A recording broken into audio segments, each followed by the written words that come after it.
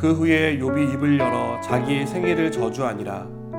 욥이 입을 열어 이르되 내가 낱날이 멸망하였더라면 사내 아이를 베었다 하던 그 밤도 그러하였더라면 그날이 캄캄하였더라면 하나님이 위에서 돌아보지 않으셨더라면 빛도 그날을 비추지 않았더라면 어둠과 죽음의 그늘이 그날을 자기의 것이라 주장하였더라면 구름이 그 위에 덮였더라면 흑암이 그날을 덮었더라면 그 밤이 캄캄함 어둠에 잡혔더라면 해의 날수와 달의 수에 들지 않았더라면 그 밤에 자식을 베지 못하였더라면 그 밤에 즐거운 소리가 나지 않았더라면 나를 저주하는 자들 곧 리워야단을 격동시키기에 익숙한 자들이 그 밤을 저주하였더라면 그 밤에 새벽별들이 어두웠더라면 그 밤이 광명을 발할지라도 얻지 못하며 동틈을 보지 못하였더라면 좋았을 것을. 이는 내 모태의 문을 닫지 아니하여 내 눈으로 환난을 보게 하였음이로구나. 아멘. 한 생명이 태어나는 것은 모든 이들에게 기쁨이고 축복입니다. 그래서 우리는 생일을 기념하고 축하합니다. 욥이 태어났을 때 욥의 부모도 욥이 태어난 것으로 인해서 크게 기뻐했을 것입니다. 잔치를 벌이고 많은 사람들의 축하를 받았을 것입니다. 욥은 자신의 생일을 기념하며 기뻐했을 것입니다. 적어도 고난이 그에게 임하기 전까지는 욥의 생일날은 축복의 날이었고 축하받는 날이었을 것입니다. 그러나 지금 욥은 자신이 태어난 날을 저주합니다. 모두가 기뻐하고 축복해 주던 그 날이 가장 힘들고 견디기 어려운 고통의 날이 되었습니다. 욥은 자신이 태어나던 날 지구가 멸망해 자신이 태어나지 않았더라면 좋았을 것이다 라고 말합니다. 어머니 뱃속에 잉태되지 않았더라면 더 좋았을 것이다 라고 그는 말하고 있습니다. 여러분, 얼마나 고통스러웠으면 자신이 태어난 날을 저주하고 있는 것일까요? 욥에게 일어난 일들을 생각해 보면 욥이 왜 이렇게 자신의 생일을 저주하고 있는지 충분히 이해가 됩니다. 욥은 자신의 몸에 병이 생긴 것도 그래도 어떻게든 견딜 수 있었을 것입니다.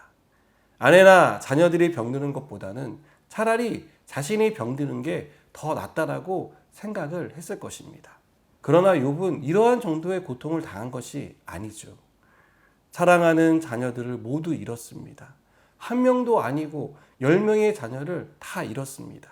우리는 욥을 인내의 사람으로 생각합니다. 욥은 믿음이 좋은 사람이라고 생각합니다. 그래서 종종 자녀를 잃은 욥이 얼마나 큰 슬픔에 빠져 있었을지, 마음이 얼마나 괴로웠을지에 대해서 우리는 생각하지 못할 때가 있습니다. 욥은 자신이 태어난 날이 원망스러울 정도로 슬펐습니다. 태어나지 않았더라면 자녀들도 태어나지 않았을 것이고 그 자녀들을 잃는 슬픔과 고통을 당하지도 않았을 것입니다. 욥은 그렇게 생각했던 것이죠. 여러분, 욥은 고통의 끝을 본 사람입니다. 사람이 어디까지 떨어질 수 있는지, 고난이 한 사람의 인생을 얼마나 망가뜨릴 수 있는지를 본 사람입니다. 참을 수 없는 고통 속에서 욥이 할 수 있는 일은 자기의 생일을 저주하는 것이 전부였습니다. 욥은 참고 참았던 눈물을 터뜨리며 하나님을 향해 원망하지 않기 위해서 자기 생일과 자기를 낳은 부모에 대해서 마음을 쏟아내고 있는 것이죠. 여러분, 얼마나 힘들었으면 이렇게까지 자기의 생애를 저주했겠습니까? 그러나 욥도 이 상황 속에서 한 가지 놓치고 있는 것이 있습니다. 우리가 원해서 태어난 것이 아니라는 사실입니다.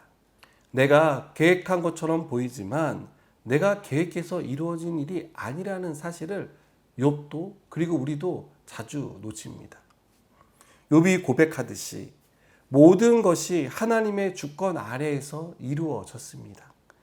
이 말은 곧 지금의 고난도 하나님의 주권 아래 있다는 것을 우리에게 가르쳐 줍니다. 우리가 생각할 때 고난이 나를 어떻게 할 것처럼 보입니다. 그러나 그 고난 가운데도 하나님이 함께하고 계시고 하나님이 그 고난을 통제하고 있다는 사실을 우리는 기억하고 또 믿어야 합니다. 고난 가운데 하나님이 함께 계시다는 사실을 놓치지 않는 사람은 고난의 시간을 견뎌낼 수 있습니다.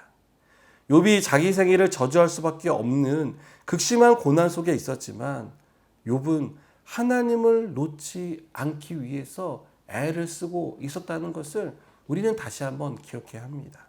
사랑하는 여러분, 고난도 하나님의 손 안에 있습니다. 하나님이 우리를 고난 가운데 방치하지 않으십니다. 반드시 고난 가운데서 건져주시고 우리를 회복시켜 주십니다.